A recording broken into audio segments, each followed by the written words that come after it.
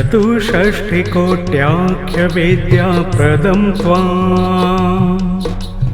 सुराचार्यविद्याप्रदानापदानम् कठाभीष्टविद्यार्पकं दन्तयुग्मम् कविं बुद्धिनाथं कवीनां नमामि।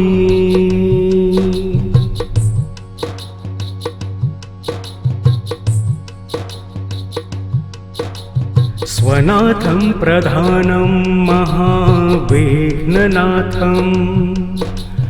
निजेच्छाविसृष्टाण्डवृन्देशनाथं प्रभुदक्षिणासस्य विद्याप्रदं त्वां कविं बुद्धिनाथं कवीनां नमामि।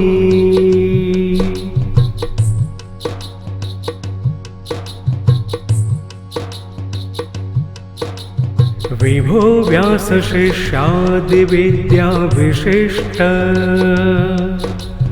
प्रियानेकविद्याप्रदातारमाद्यं महाशाक्तदीक्षा गुरुं श्रेष्ठदं त्वां कविं बुद्धिनाथं कवीनां नमामि।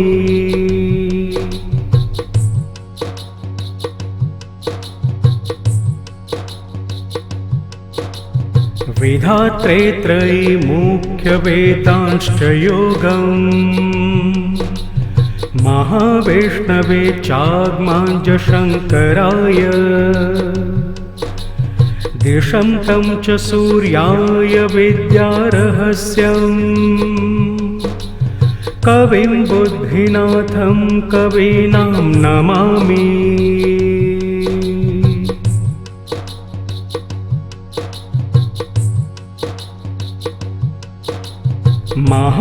महाबुद्धिपुत्राय चैकं पुराणम् दिशन्तं गजासस्य महात्म्ययुक्तम् निजज्ञानशक्त्या समेतं पुराणम् कविं बुद्धिनाथं कवीनां नमामि।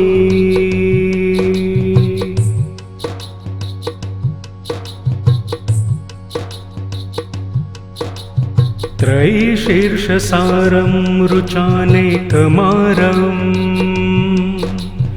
रमाबुद्धिदारं परं ब्रह्मपारं सुरस्तोमकायं गणौघाधिनाथं कविं बुद्धिनाथं कवीनां नमामि।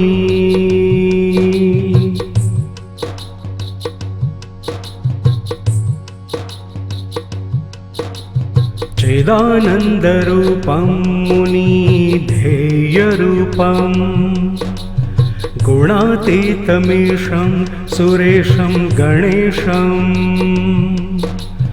धरानन्दलोकादिवासप्रियं त्वां कविं बुद्धिनाथं कवीनां नमामि।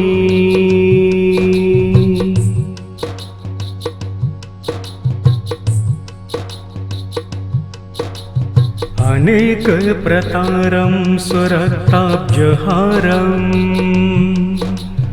परं निर्गुणं विश्वसद्ब्रह्मरूपं महावाक्यसन्दोहतात्पर्यमूर्तिं कविं बुद्धिनाथं कवीनां नमामि।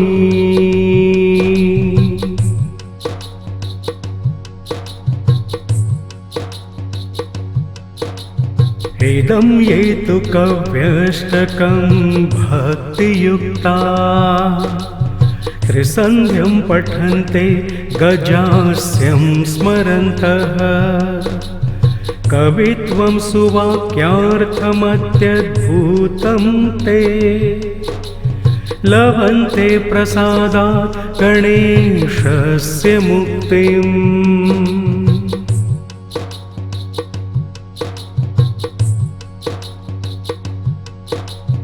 इति वाल्मीकिकृतं गणेशस्तवं समाप्तम्।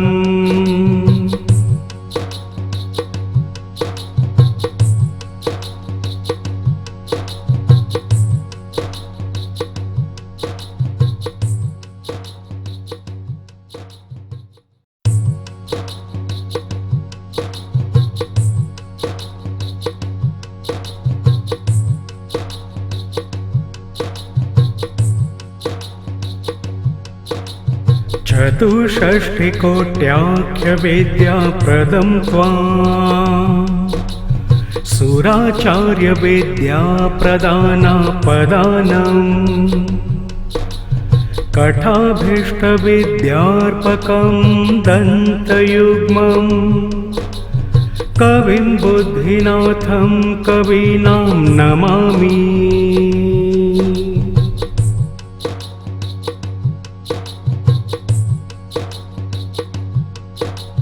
स्वनाथं प्रधानं महाविघ्ननाथं निजेच्छाविसृष्टाण्डवृन्देशनाथं प्रभुदक्षिणासस्य विद्याप्रदं त्वां कविं बुद्धिनाथं कवीनां नमामि।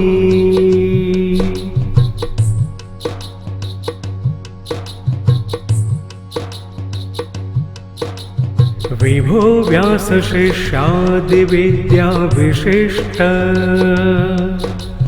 प्रियानेकविद्याप्रदातारमाद्यं महाशाक्तदीक्षा गुरुं श्रेष्ठदं त्वां कविं बुद्धिनाथं कवीनां नमामि।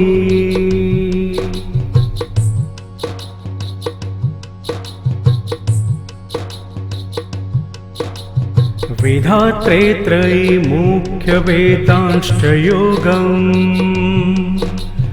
महावैष्णवे चाग्माञ्जशङ्कराय दिशं तं च सूर्याय विद्यारहस्यम् कविं बुद्धिनाथं कवीनां नमामि।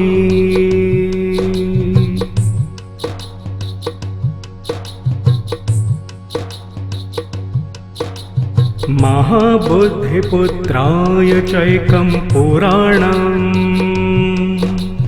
दिशन्तं गजासस्य महात्म्ययुक्तम् निजज्ञानशक्त्या समेतं पुराणम् कविं बुद्धिनाथं कवीनां नमामि।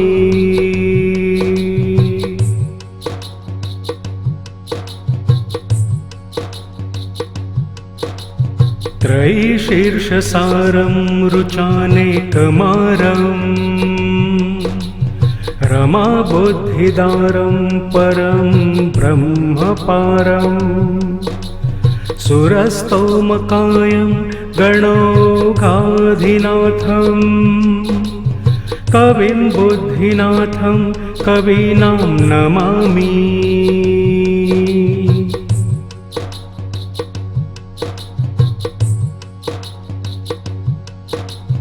चिदानन्दरूपं मुनिधेयरूपं गुणातीतमीशं सुरेशं गणेशं धरानन्दलोकादिवासप्रियं त्वां कविं बुद्धिनाथं कवीनां नमामि।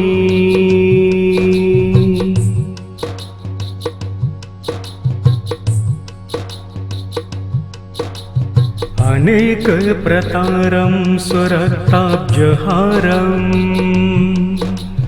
परं निर्गुणं विश्वसद्ब्रह्मरूपं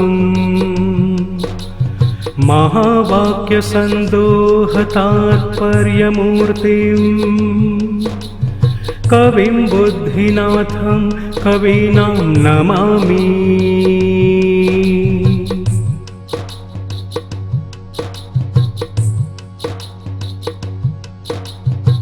इदं ये तु कव्यष्टकं भक्तियुक्ता त्रिसन्ध्यं पठन्ते गजास्यं स्मरन्तः कवित्वं सुवाक्यार्थमत्यद्भुतं ते लभन्ते प्रसादात् गणेशस्य मुक्तिम्।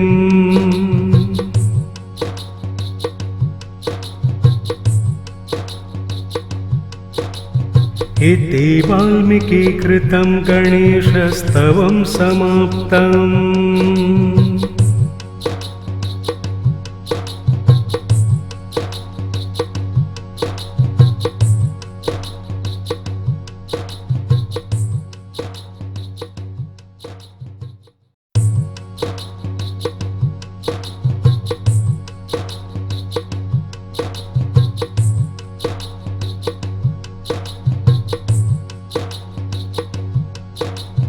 चतुष्षष्टिकोट्याख्यविद्याप्रदं त्वां सुराचार्यविद्याप्रदानापदानम् कठाभीष्टविद्यार्पकं दन्तयुग्मं कविं बुद्धिनाथं कवीनां नमामि।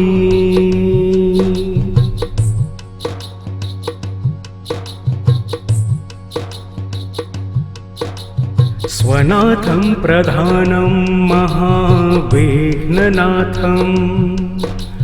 निजेच्छाविसृष्टाण्डवृन्देशनाथं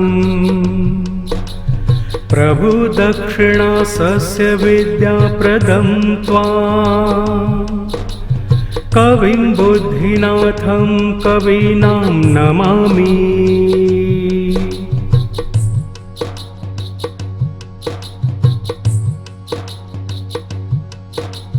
विभो व्यासशिष्यादिविद्याविशिष्ट प्रियानेकविद्याप्रदातारमाद्यं महाशाक्तदीक्षा गुरुं श्रेष्ठदं त्वां कविं बुद्धिनाथं कवीनां नमामि।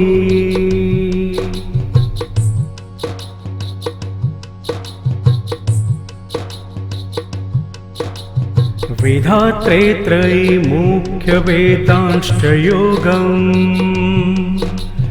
महावैष्णवे चाग्माञ्जशङ्कराय दिशं तं च सूर्याय विद्यारहस्यम् कविं बुद्धिनाथं कवीनां नमामि।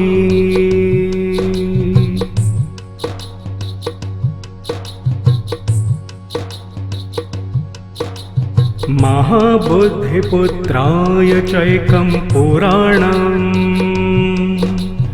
दिशन्तं गजासस्य महात्म्ययुक्तम् निजज्ञानशक्त्या समेतं पुराणम् कविं बुद्धिनाथं कवीनां नमामि।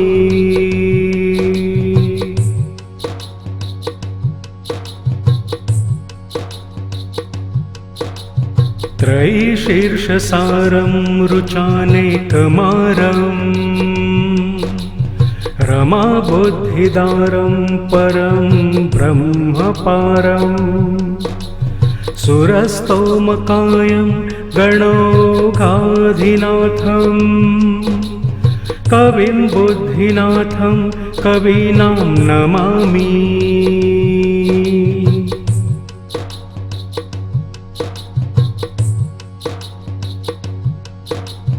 चिदानन्दरूपं